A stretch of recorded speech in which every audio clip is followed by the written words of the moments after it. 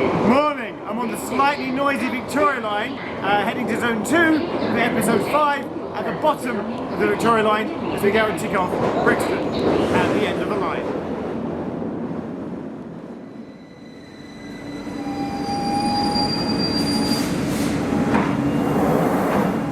Alright, welcome to Brixton. The first thing I want to do is address the poster we saw at Morden a couple of episodes ago, where there was a poster up talking about a plunger.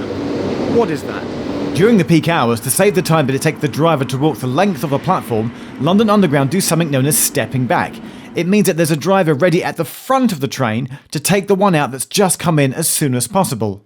When the driver who has just arrived gets out of the cab, now at the back, they press the plunger to let the now front of the train know that they are clear and the train is ready to leave as soon as possible. They then walk up to the other end of the train, ready to take the next train out, hence the phrase stepping back, because they go back one train in sequence. Oh, and this happens not just here at Brixton, but at other places like we've seen at Morden, as well as on the Jubilee line and even the Waterloo and City line and several others. Plunger aside, Brixton of course has its ton of bricks platform artwork. There's also the Labyrinth artwork installation, but there's also this other piece of artwork by the entrance too, which you may have walked past every day and not noticed. By Joy Labingo, it's called 5 More Minutes. Do look up for it next time you're entering the station. But you'd be forgiven if you've not seen that though, because most people only ever see the largest roundel at any tube station right above the entrance. But did you know that Brixton Station also has a sort of second entrance around the back? Yeah, come round the back into Electric Lane and you get to what's a rear exit entrance to Brixton Station. Now, it's not an official way in, way out, but the fact that it's there, the white on blue in the Johnston font, and it's obviously just an emergency exit. It'd be a fire escape. Occasionally, see a member of staff come out and they just check everything's okay and they go back in. You know, it's not an actual entrance that you can use, but I'm just fascinated by the fact that the font is there, white on blue, like an official sign, even though it's not actually a way in or way out. So I'm just hanging with my friend, Mr. Berry here.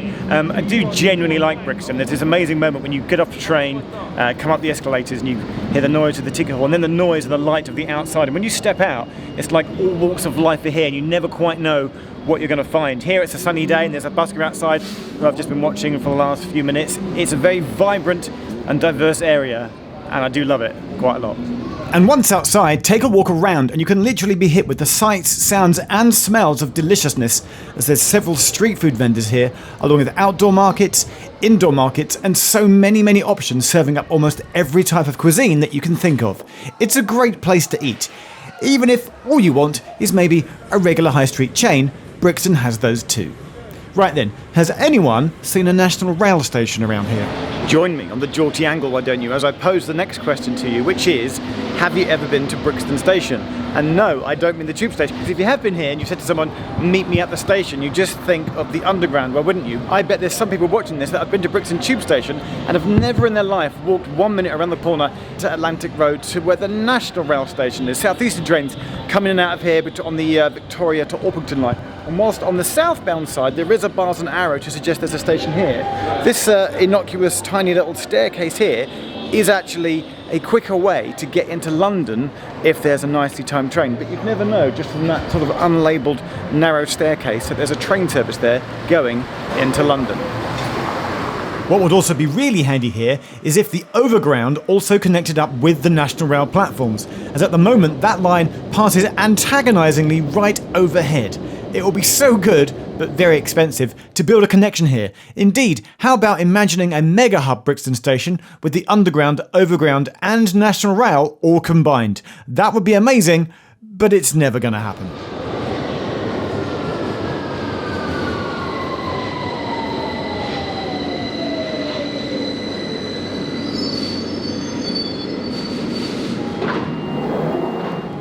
I still lament that at the bottom of the escalators there is now just this modern information screen which is hard to see at a distance. The older but larger lightbox style sign which used to be here simply told you which platform the next train was departing from. I miss that. And have you ever noticed how the platform walls here don't have any adverts on them? Because there's almost always a train on the platform which you board and sit whilst you wait for it to depart. You almost never stand on the platform waiting for a train, and so TfL don't put any adverts on here for you to look at.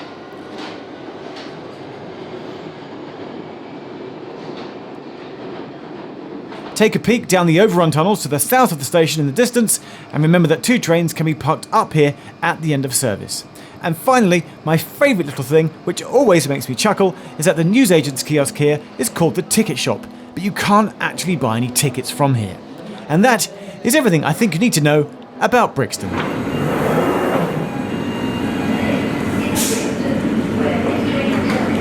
And that is Brixton at Zone 2, the bottom end of the Victoria Line. If you like this kind of thing, there's a playlist coming up on screen in a second. Watch all the episodes in this series, and thanks for watching. Bye.